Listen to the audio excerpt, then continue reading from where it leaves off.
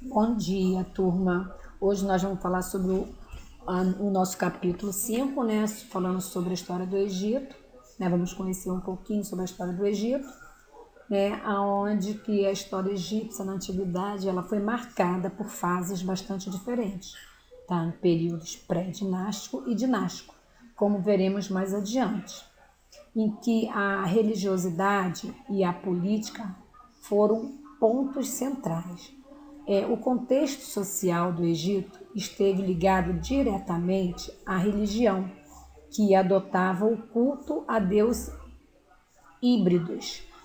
Híbridos quer dizer, é metade humano e metade animal, e onde estão relacionados os fenômenos da natureza.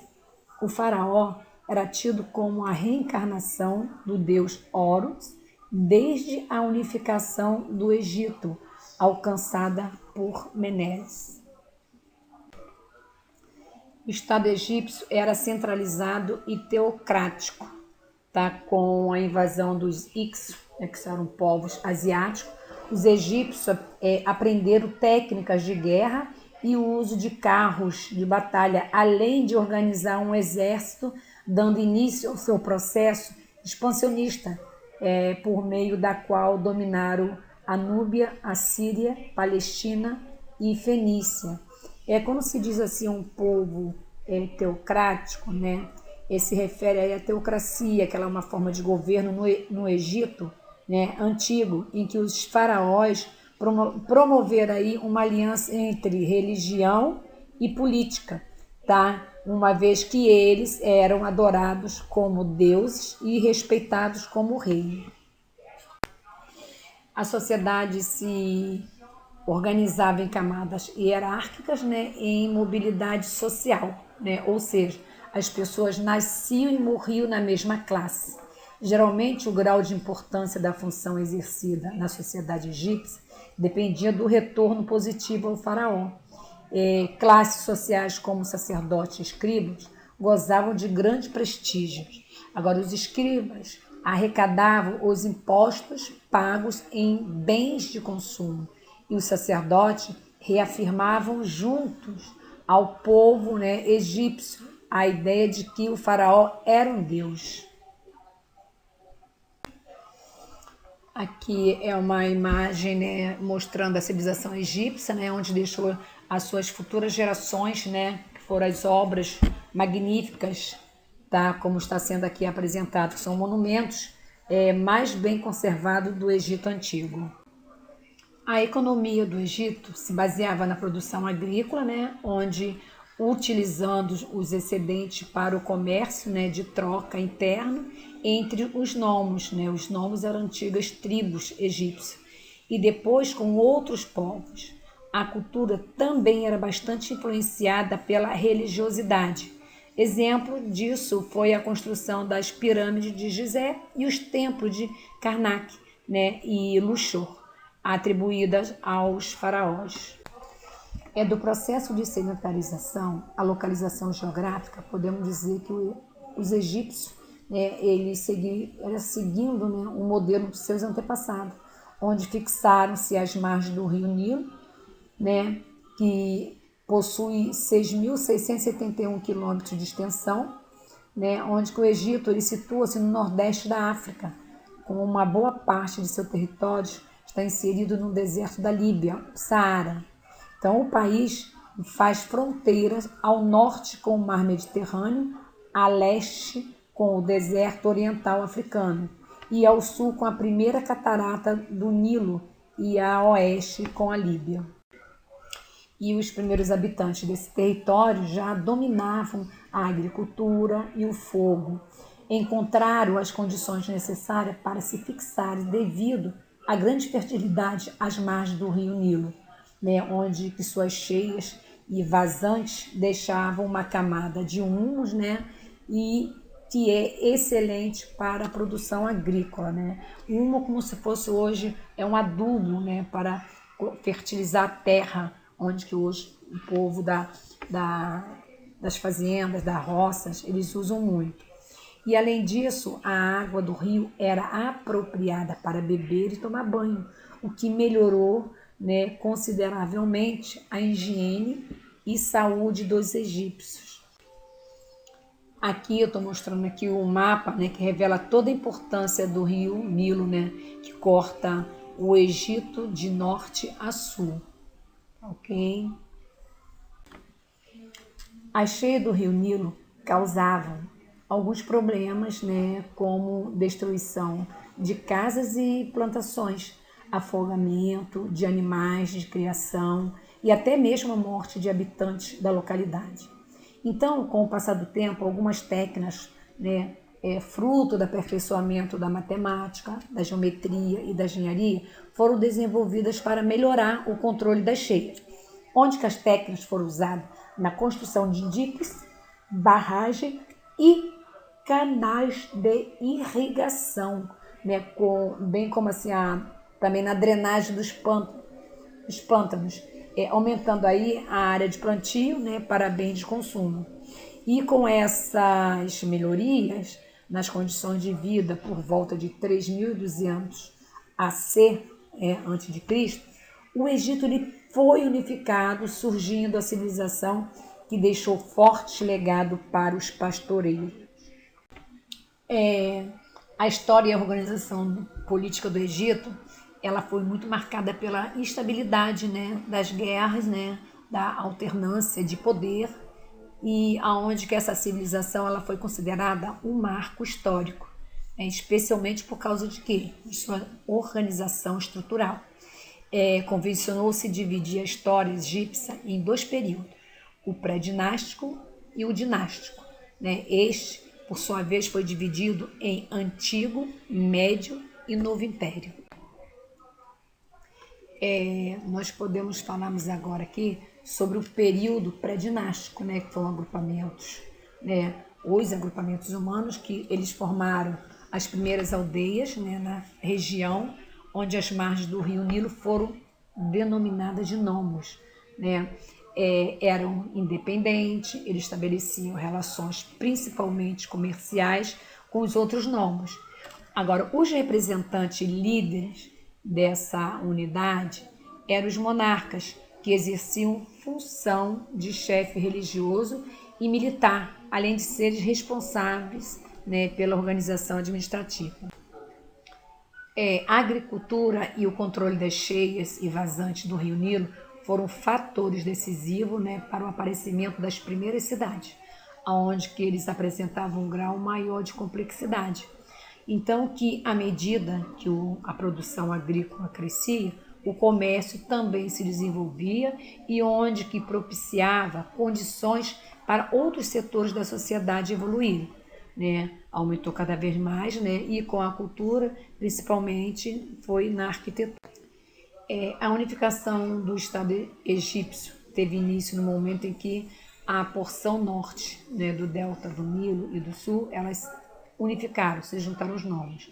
Então isso aconteceu por volta de 3.200 a.C., né, onde que Menes, né, unificou o Alto e o Baixo Egito, onde criou aí um termo faraó para designar, né, o soberano, que seria a personificação e a reencarnação dos deuses Horus, filho de Ra, o deus do sol. Então, o faraó exercia a função militar e política, além também de assumir o papel de sacerdote, sendo encarado como um verdadeiro deus. Então, desse modo, o Egito passou a se organizar como Estado centralizado, com a economia baseada na produção agrícola e, consequentemente, né, na comercialização. No período dinástico, o Antigo Império, né, nós vamos falar sobre um pouco a unificação do Alto e o Baixo Egito, onde que é estabelecida o próximo passo, que seria a consolidação, onde que os próprios nomarcas, né, continuaram administrando, né, os seus nomos, e só que agora dependente, né, do faraó. Os nomarcas aqui, eles eram pessoas que elas estavam à frente de cada nomo, né? Eram que os administradores, né? Normalmente era um cargo hereditário Mas o nomarca ele podia ser nomeado pelo o faraó, tá?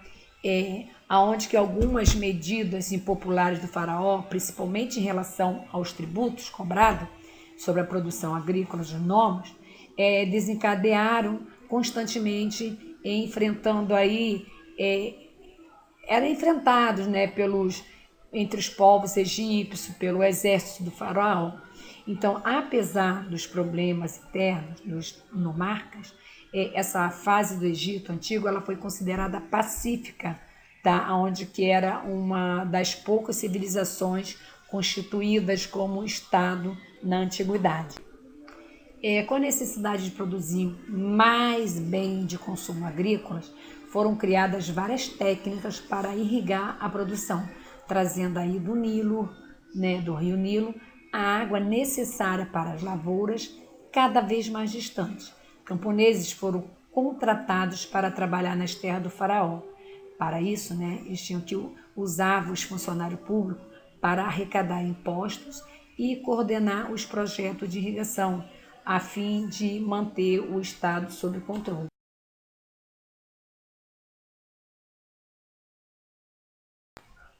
Aqui temos as pirâmides de Gizé, né, que estão entre as construções mais impactadas do Egito Antigo. Sua construção ela foi financiada pelos faraós, né, Queops, Kefre e Miquerinos. Por volta de 2200 a.C., os conflitos entre os nomarcas e o faraó se intensificaram em função dos constantes e pesados tributos que eram cobrados aos nomos, e com isso causaram assim, sérios problemas estruturais e sociais, aonde que os nomarcas estavam totalmente insatisfeitos, então eles se rebelaram e acabaram por esfacelar o império, né, que sofreu aí uma série de estagnação de produção, né, e onde que enfraqueceu. Então os nomos buscaram novamente a sua independência, né, e autonomia, inclusive produtiva, o que diminuiu a força do faraó. Então a fome e os conflitos sociais aumentaram cada vez mais, e esses fatores causaram a queda do antigo Império Egito. Aqui vamos falar sobre o Médio Império, né, que ele começou com conflitos sociais, principalmente por conta da disputa, né, político-econômica, travada entre os faraós e os nomarcas. E com isso causou aí uma grave crise no Império Egípcio. Então a força faraônica ela o que? Ela prevaleceu e se instaurou um período de paz e tranquilidade, chamado de Médio Império. Temos aqui o faraó Mentuhotep II, né, da 11ª dinastia, onde estabeleceu em Tebas, né, como a capital, e posteriormente o faraó Amenemhab, tá, primeiro do 12ª dinastia, onde transferiu a capital para Ititachai. Ambos fixaram a sua capital na cidade que lhes interessava para ter maior controle político sobre o Egito. Agora, na 12ª dinastia, houve aí a consolidação do poder faraônico, né, onde que houve enfraquecimento dos nomarcas. Aí resultou aí em maior centralização do poder político e administrativo. Então, dessa forma, puderam destinar recursos para a recuperação das terras férteis destruídas nos conflitos sociais decorrentes da crise dos nomarcas. Também se investiu no aperfeiçoamento. Aqui estão apresentando nessa imagem o faraó responsável por oficializar Tebas como capital do Egito, tá? No início, né, do Médio Império. Agora, no sistema de irrigação, para aumentar o número de terras produtivas, visando aí a produção agrícola, onde que o comércio, né, começou a ser mais fortalecido, né, consequentemente, o Estado egípcio e o próprio faraó enriqueceram, né, com essa grande produtividade. Então, essa fase aí também foi pacífica e também de grande estabilidade, mas mais ou menos por volta do ano 2000 a.C. Agora, a arte e a religião, elas passaram a ser acessíveis ao povo em geral, e não mais exclusivo do faraó, tá? E de sua família, e nem dos altos funcionários. O chamado segundo período intermediário do Médio Império Egípcio foi por volta de 1785 a.C., que também foi marcado pelo seu enfraquecimento devido às constantes invasões dos povos asiáticos na região central do Oriente Médio, onde os invasores eles passaram a ter o controle político, né, e também administrativo, onde que inclusive sobre as terras cultiváveis.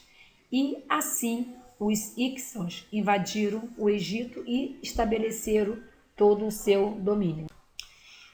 Os egípcios eles não foram páreo para os invasores, pois não tinham um exército tão forte e organizado como os dos Hyksos, que também possuíam máquinas de guerra como ariete. Esse ariete aí é uma antiga máquina, né, de guerra que foi largamente utilizada nas idades antigas e também média, que era para romper muralhas, os portões de castelos, fortalezas e povoações fortificadas, né, onde existiam diversas formas de ariete, que era dependendo, né, do local e do povo, né, que construía. E a catapulta também, né, e bem como uma cavalaria consistente, né, e também bem estruturada. Não tendo como reagir, os faraós e sua nobreza se refugiaram em Tebas, onde foram tratados como cidadãos comuns. E por volta de 1555 a.C., a partir, né, de Tebas, com o aprendizado das técnicas de guerra dos Hyksos, os faraós reagiram e os derrotaram, restaurando o poder faraônico e dando início ao novo Império Egípcio. Agora, o novo Império, tá? Ele já foi um marco inicial, né, do novo Império Egípcio, onde que se dá com a expulsão dos Hyksos, sob a liderança do faraó Amós I, né, onde que trouxe, pelo menos inicialmente, a paz à sociedade. Houve também uma fase de crescimento econômico, né, fortalecendo ainda mais a produção agrícola, o que dinamizou, né, o comércio. Também buscou o fortalecimento militar e político, né, com o seu auge nos governos de Tutmés I e Tutmés III, onde que empreenderam um processo de expansão territorial e militar, algo, né, que o Egito não havia realizado nos últimos 2000 anos. Esse movimento garantia as defesas do território egípcio, né, aonde estava evitando que os outros povos, como os Hyksos, invadissem novamente a região. Dentre os territórios dominados destacaram-se, né, a Núbia, né, a Palestina, a Síria e a Fenícia. O Egito também escravizou os hebreus, povo da região ocidental do Oriente Médio, né, que havia entrado pacificamente no território egípcio, ainda no período da invasão dos Hyksos, né, no Médio Império. O Egito, nessa fase, ele teve um crescimento assim considerável, onde possuía um grande sistema de produção agrícola, como vários ofícios, como tecelagem, artesanato e arquitetura, e um comércio dinâmico e forte passou a gerar riqueza. Então, os egípcios eles dominavam outros povos, né, roubando-lhes suas riquezas e tornando-se um império forte econômica, né, e militarmente. Aqui outro mapa, né, da máxima expansão do Império Egípcio, né, que foi durante o período do Novo Império, e onde que o Egito ele empreendeu o seu processo de expansão territorial, dominando aí todas as regiões do Oriente Médio. Então, o final do Novo Império Egípcio ele foi causado, né, principalmente pelas divergências políticas que eram existentes, né, entre os faraós e os sacerdotes, onde os sacerdotes eles queriam enfraquecer o poder faraônico, né, para o quê? Para tentar controlar o Egito. Então, dessa disputa aconteceu uma divisão territorial, que foi o Alto Egito e o Baixo Egito, assim como ocorreu também no período pré-dinástico. Então, as consequências ela foi a invasão dos assírios, cujo rei Assurbanipal ele estabeleceu seu domínio no Egito. Aqui nós vamos ver um pouco sobre a estrutura social, né, que como em outra sociedade antiga, o Egito também apresentava uma estrutura social bastante estratificada, né, e sem mobilidade. Então, esse cenário existia em função de quê? Da centralização política que era exercida pelo Estado egípcio, né, massificado na figura de quem? Do faraó, né, que onde visava estabelecer seu controle principalmente sobre a produção agrícola.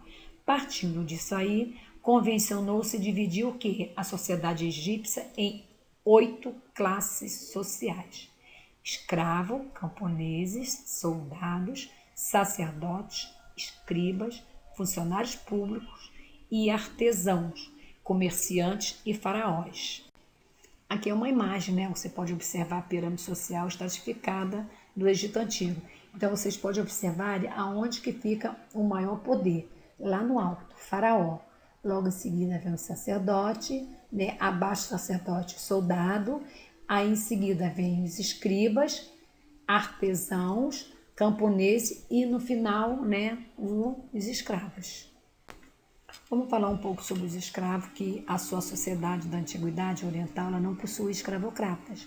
Existiam alguns sinais de que havia escravos usados em funções específicas.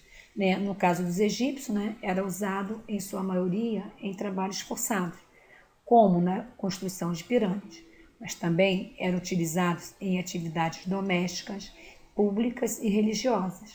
Os escravos do Egito possuíam direitos civis, enquanto que os camponeses, né, era a classe de base econômica da sociedade egípcia, pois sua força de produção era fundamental na agricultura.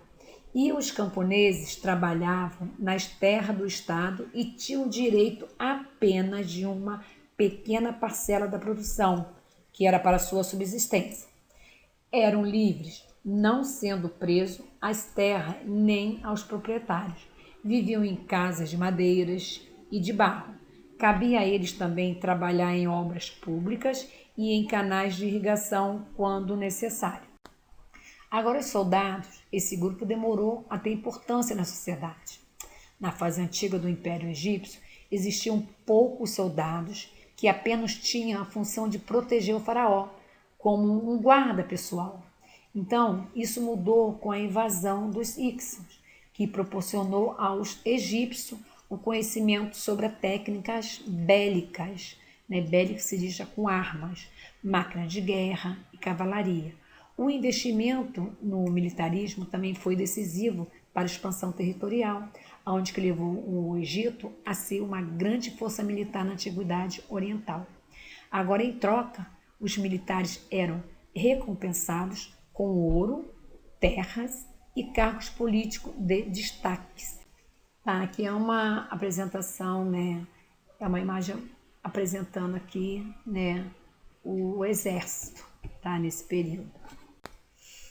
Sacerdotes eram os próprios faraós, né, inicialmente, né, mas com o passar do tempo viu-se a necessidade de dispensar a tarefa a religiosos de confiança.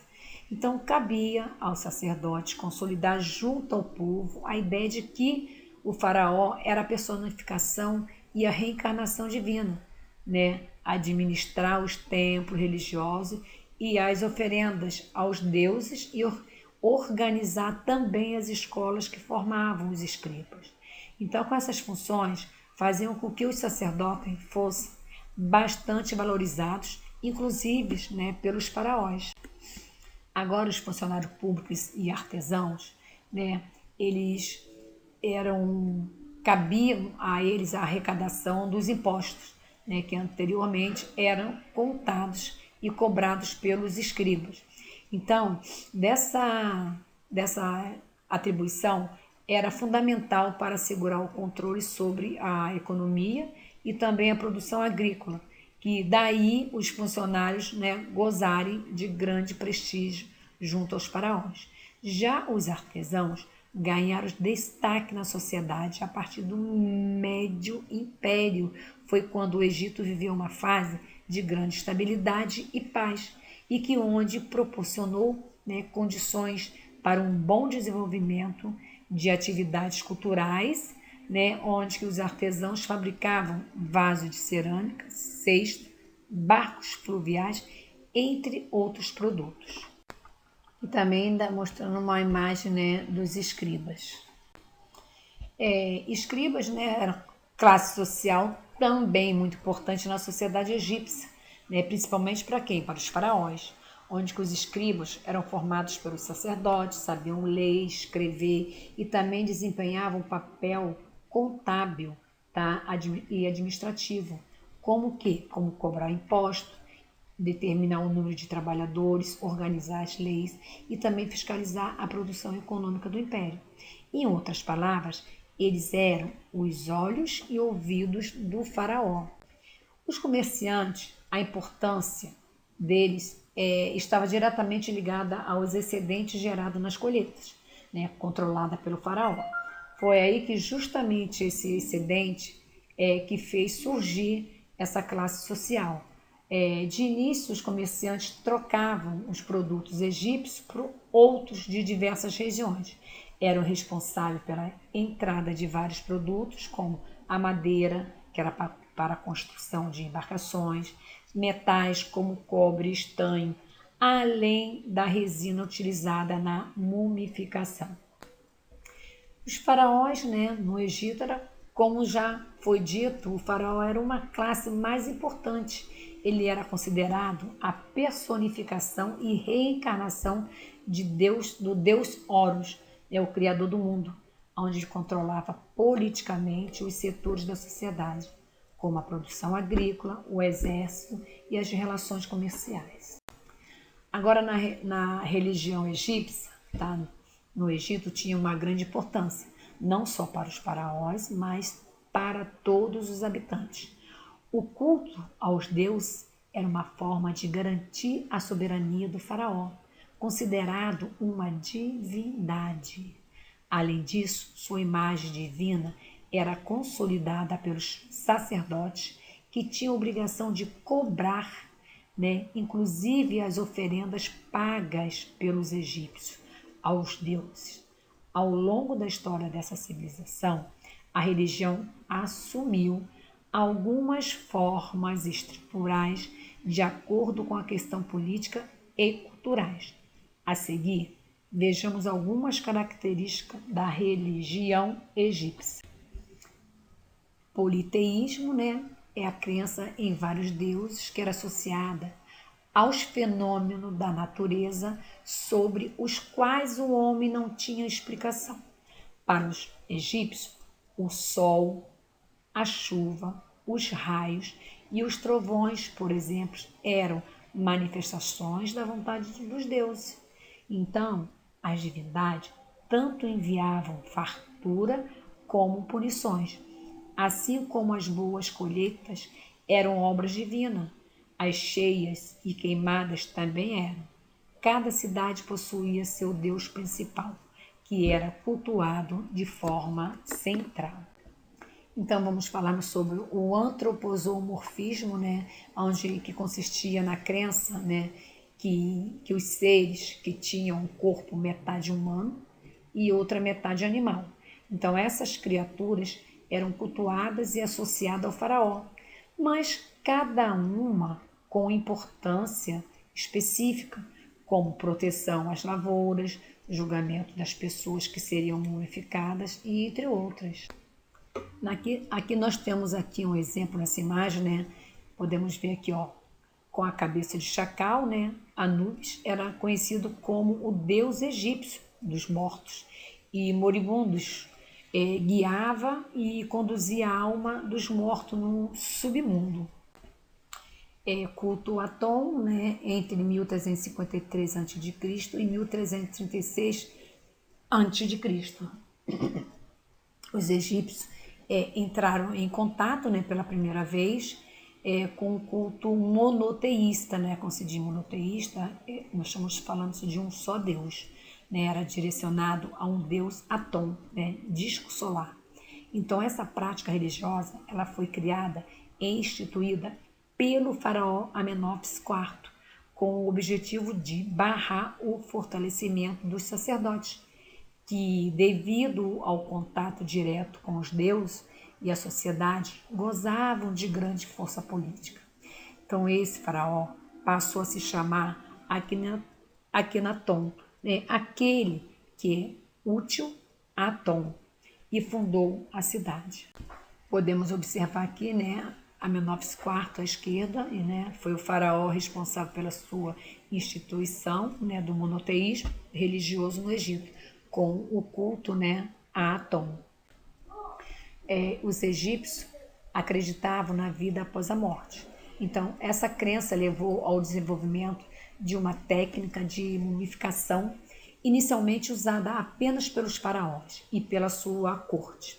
Então, a partir do novo império, passaram a ser realizadas também por outras classes sociais. Os faraós, eles acreditavam que mumificando seu corpo e guardando seus objetos pessoais garantiriam, né, sua chegada no outro lado da vida, além de confiarem que isso dependeria do julgamento no chamado Tribunal de Osíris.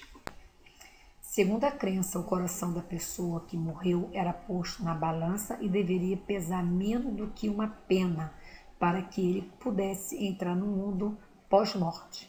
Caso contrário, o coração seria devorado por um monstro em formato de 3 animais: leão, crocodilo e hipopótamo. O processo de mumificação seria um ritual em que os órgãos vitais, como o coração, o fígado e os pulmões, eram postos numa jarra de cerâmica e, em seguida, o corpo recebia um embalsamento com canela e outros produtos de especiarias. Depois, enrolava-se tecidos e neles se escrevia a vida do faraó, que era registrada pelos escribas. Essa imagem apresenta a mumificação que foi desenvolvida devido à crença na vida após a morte dos egípcios. A formação cultural egípcia. A arte egípcia estava diretamente relacionada à política e ao controle exercido pelo faraó. Então, por isso, muito do que se produzia culturalmente, né, no Egito, ela tinha relação com a religião e a economia. A arte também servia para reafirmar a força e o poder dos faraós. A arte egípcia, ela teve seu início ainda no período do Antigo Império, por volta de 3.000 anos antes de Cristo, e com o objetivo de garantir a massificação da figura do faraó, usando formas artísticas e iconografias. Inicialmente, registravam-se imagens e textos nas paredes de templos religiosos, também como as estátuas e pirâmides.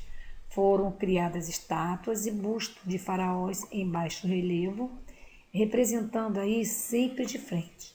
Os artesãos que faziam essas obras usavam pedras como basalto e madeira. No Egito Antigo, a arquitetura ela foi marcante e também foi assim com uma pintura que tinha assim como finalidade consolidar a soberania do faraó, onde que as obras mais emblemáticas foram as que mencionadas pelas pirâmides de Gizé, então que foram construídas no Antigo Império. E elas eram financiadas por quem? Pelos próprios faraós. Então, a edificação dessas obras gigantescas foi realizada com uma grande mão de obra composta por escravos e camponeses, onde que os escultores e artesãos também participaram, acima de tudo, para garantir que as obras tivessem concepção religiosa, tá? Onde destacam-se os demais templos como Karnak e Luxor, tá? Nos quais ocorriam cultos aos deuses egípcios. Aqui mais uma imagem, né? Mostrando a frontalidade, né? E o baixo relevo, que são aspectos da pintura egípcia. Aqui também uma outra imagem, né? Com características marcantes da religião egípcia, né? Que foi a crença na vida após a morte.